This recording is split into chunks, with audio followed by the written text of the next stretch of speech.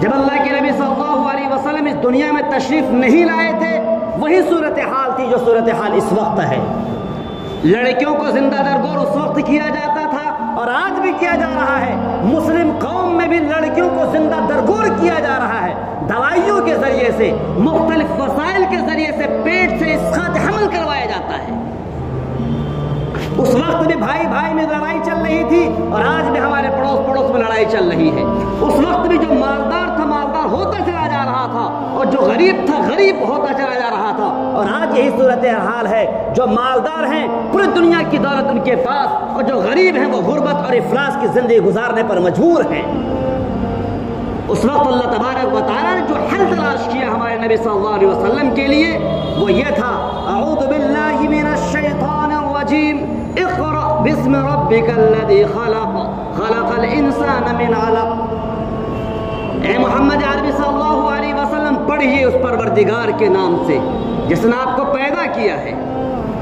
اللہ تبارک و تعالیٰ نے محمد عربی صلی اللہ علیہ وسلم کے واسطے سے، ان کے ذریعے سے پوری دنیا میں یہ پیغام عام کیا، اگر یہ قوم جہالت سے نکل سکتی ہے، اگر یہ قوم ترقی کی راہ پر گامزن ہو سکتی ہے، اگر اس قوم کے سر پر عزت اور شرافت کا تاج پہنایا جا سکتا ہے، اس کی صرف ایک شکل ہے، تعلیم اور ایجوکیشن سے اپنے آپ کو آراستہ کرنا پڑے گا۔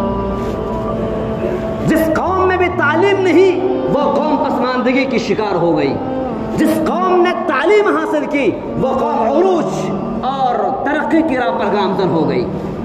آپ خلافت عباسیہ کو اٹھا کر دیکھ لیجئے، خلافت امیویہ کو اٹھا کر دیکھ لیجئے، یہ سب خلافتیں وہ خلافتیں تھیں جو مسلمانوں کی تھیں۔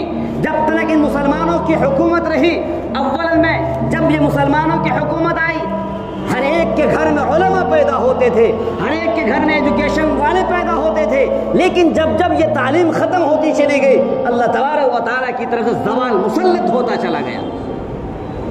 لہذا لوگوں، آج ضرورت اس بات کی ہے کہ ہم میں سے ہر ایک کے گھر میں ہم کھانے کو کم کریں، اپنے کپڑے کو کم پہنیں۔ جتنے میٹر 200 روپے 300 میٹر کپڑے جو ہم خریدتے ہیں، اللہ کے واسطے کچھ پیسوں کو بچا کر اپنے بچوں کی تعلیم پر خرچ کرو۔ تعلیم کی دو قسمیں ہیں، ایک تعلیم دینی ہے، ایک تعلیم دنیاوی ہے۔ تعلیم دینی کا مطلب تعلیم دینی کو 3 حصوں میں بانٹا جاتا ہے۔ ایک ہے فرض عین، جس طریقے سے نماز پڑھنا فرض عین ہے، اگر کوئی نماز نہیں پڑھتا ہے وہ فرض عین کو چھوڑتا ہے، اور فرض عین کو چھوڑنے والا گنہگار ہوتا ہے اور وہ گناہ کبیرہ کا مرتکب ہوتا ہے۔ مکتب کی تعلیم یہ فرض عین کے درجے میں ہے،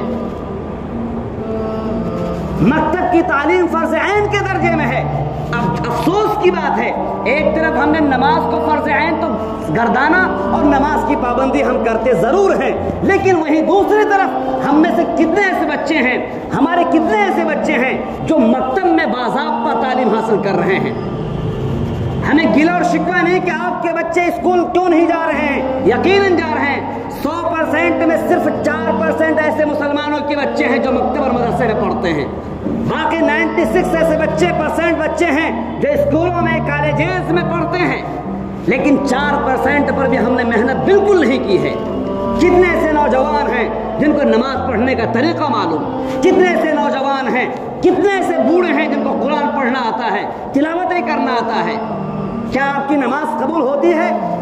کیا آپ کے روزے قبول ہوتے ہیں؟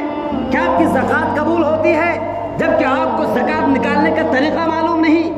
کتنے ایسے مسائل ہیں جن مسائل میں صرف ہم اس لیے کہ ہم انجینئر ہیں، ہم ڈاکٹر ہیں، ہم پروفیسر ہیں، ہمارے پاس معلومات کے ذخائر ہیں، لہذا ہم جو چاہے اپنی زندگی میں کرنے لگتے ہیں۔ لیکن معلوم ہونا چاہیے آپ کو اگر دنیاوی علوم کے ساتھ ساتھ دینی علوم سے اپنے آپ کو آراستہ نہیں کریں گے تو قسم خدا کے ایک وقت وہ آئے گا، ارتداد کی ہوا قائم ہوگی، ہمارے گھر میں مسلمان بچے مریں گے، زید مرے گا، بکر مرے گا، لیکن ایمان کے اعتبار سے وہ شنکر اور بدھوا اور لکشمن پیدا ہو کر مرے گا۔ یہ میں نہیں کہتا، مفتی خالد سیف اللہ رحمانی دامت برکاتہم فرماتے ہیں۔ لہذا اس وقت سب سے زیادہ ضرورت اس بات کی ہے، اے مسلمانوں، آپ غیروں کے طریقوں کو کچھ سیکھو۔ ان لوگوں نے اپنی تعلیم پر جو فوکس کیا ہے، آج پوری دنیا میں اس کی حکمرانی ہے۔ سرزمین ہند میں ان کی حکمرانی ہے، صرف 5% ہیں وہ لوگ، صرف 5% ہیں وہ لوگ، اور ہم مسلمان 20% ہیں۔ اس کے باوجود بھی تعلیمی میدان میں ہم پیچھے ہیں، ہر ڈپارٹ میں ہم پیچھے ہیں۔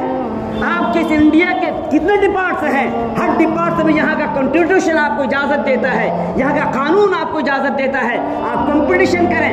آپ کے کتنے بچے کمپٹیشن میں سلیکٹ ہو رہے ہیں؟ وجہ کیا ہے؟ کیونکہ ہم نے تعلیمی اعتبار سے اپنے آپ کو پسماندگی کے زمرے میں شمار کر دیا ہے۔ لہذا آپ اس بات کی ضرورت ہے کہ آپ ایسی تعلیم دیں جہاں ایک طرف آپ کا بچہ امام بخاری پیدا ہو، امام مسلم پیدا ہو، امام ترمذی پیدا ہو، امام ابو داؤد پیدا ہو، امام ابن ماجہ پیدا ہو، وہی دوسری طرف آپ کا بچہ سائنٹسٹ بھی ہو، ڈاکٹر بھی ہو، تاکہ اس ہندوستان میں قرآن کی وہ آیت وَإِذْ قَالَ رَبُّكَ لِلْمَلَائِكَةِ إِنِّي جَاعِلٌ فِي الْأَرْضِ خَلِيفَةً کہ ہم نے انسانوں کو، مسلمانوں کو اس لیے پیدا کیا ہے، ہم نے آدم کو اس دنیا میں اس لیے بھیجا ہے تاکہ وہ خلیفہ بن کر، اللہ تعالیٰ کا نائب بن کر اللہ کے منشے کو پوری دنیا میں، ہر گاؤں میں، ہر سماج میں، ہر سوسائٹی میں، ہر قصبے میں، ہر ضلع میں قائم کرے۔ اللہ کیا چاہتا ہے وہ نافذ ہونا چاہیے۔ مسجد میں ہو تو مسلمان، مسجد کے باہر ہو تو مسلمان، یہ چیزیں مکتب کی تعلیم سے انشاءاللہ آپ کو مل سکتی ہے۔ لہذا آج ہم میں سارے کو یاد کرنا پڑے گا، مدرسے کی تعلیم یقیناً جو اعلی درجے کی تعلیم ہوتی ہے یقیناً وہ بھی ضروری ہے، لیکن وہ فرض کفایہ کے درجے میں ہے۔ مفتی بننا فرض کفایہ ہے، لیکن مکتب کی تعلیم حاصل کرنا ہر بچے پر فرض عین ہے۔ اگر آپ میں سے جو بوڑھے لوگ ہیں اگر ان کو قرآن پڑھنا نہیں آتا ہے، میں ہاتھ جوڑ کر کہتا ہوں آئیے مکتب میں داخلہ لیجئے، ہم جیسے مولوی مولانا کو پکڑیے، اپنے امام سے اپنے امام کے دروازے پر دستک دیجئے، ان کے پیروں کو پکڑیے اور کہیے ہمیں قرآن سکھا دیجئے۔ میں قسم کھاتا ہوں اگر آپ کو قرآن پڑھنا ٹھیک سے نہیں آتا ہے تو شاید کہ آپ کی نماز نہیں ہوتی ہے۔ میں گارنٹی کے ساتھ کہتا ہوں اگر آپ کے سامنے اگر یہ عذر ہو، ہماری زبان نہیں چل پا رہی ہے، جب قرآن کا یہ حکم آ رہا ہے پہلی آیت اقرا پڑھ، تو پھر آپ کا عذر ختم ہو چکا ہے۔ آپ پیدا ہوئے تو مکتب میں جانا چاہیے تھا، لیکن آپ نے تو اپنے بچوں کو اسکول میں داخل کر دیا۔ اسکول میں بالکل داخل کیجئے، آپ کا بچہ بایولوجی پڑھے، آپ کا بچہ سائنس پڑھے، آپ کا بچہ میتھ پڑھے، آپ کا بچہ بی پی ایس سی میں بیٹھے، آپ کا بچہ یو پی ایس سی میں بیٹھے، بڑا سے بڑا کلکٹر بن جائے، لیکن کتنا ہی زبردست ہو جائے اگر ایک کلکٹر، ایک ایڈوکیٹ اور ایک ڈی ایم حافظ قرآن ہو، ایک ڈی ایم مفتی ہو، ایک ڈی ایم وہ قاری ہو، تو پورے ہندوستان کی فضا بدل جائے گی۔ لہذا اے مسلمانوں، اللہ نے آپ کو اگر پیسے دے رکھے ہیں، پیسے نہیں بھی دیے ہیں، رکشہ چلانے والے کا بیٹا اگر آئی پی ایس آفیسر بن سکتا ہے تو آپ کا بیٹا، جبکہ آپ کے پاس ماشاءاللہ گھر بھی ہے، آپ کے پاس تمام چیزیں ہیں، اپنے بچوں کو مکتب کی تعلیم سے آراستہ کرو، کچھ پیسے دے کر پڑھاؤ، 300 روپے 400 روپے آپ کا بیٹا اسکول جاتا ہے، ٹیوشن پڑھتا ہے، آپ 500 روپے خرچ کرتے ہو، لیکن وہی بیٹا مکتب جاتا ہے، آپ کی جیب سے 200 روپے بھی نہیں نکلتے ہیں۔ لہذا اس بات کی ضرورت ہے اے محلہ والوں، ہمارے امام صاحب تشریف فرما ہیں اور یہاں پر ماشاءاللہ صاحب سربت تشریف فرما ہیں، ایسے مکتب کی ضرورت ہے جس مکتب میں جہاں ایک طرف قرآن بھی پڑھایا جائے، حدیث بھی پڑھائی جائے، دینیات کی تعلیم بھی دی جائے، اسی مکتب میں سائنس بھی پڑھائی جائے، اسی مکتب میں میتھ بھی پڑھایا جائے، اسی مکتب میں بایولوجی بھی پڑھائی جائے، اسی مکتب سے ایسا بچہ تیار ہو جو دین اور دنیا دونوں علوم کا جامع تیار ہو۔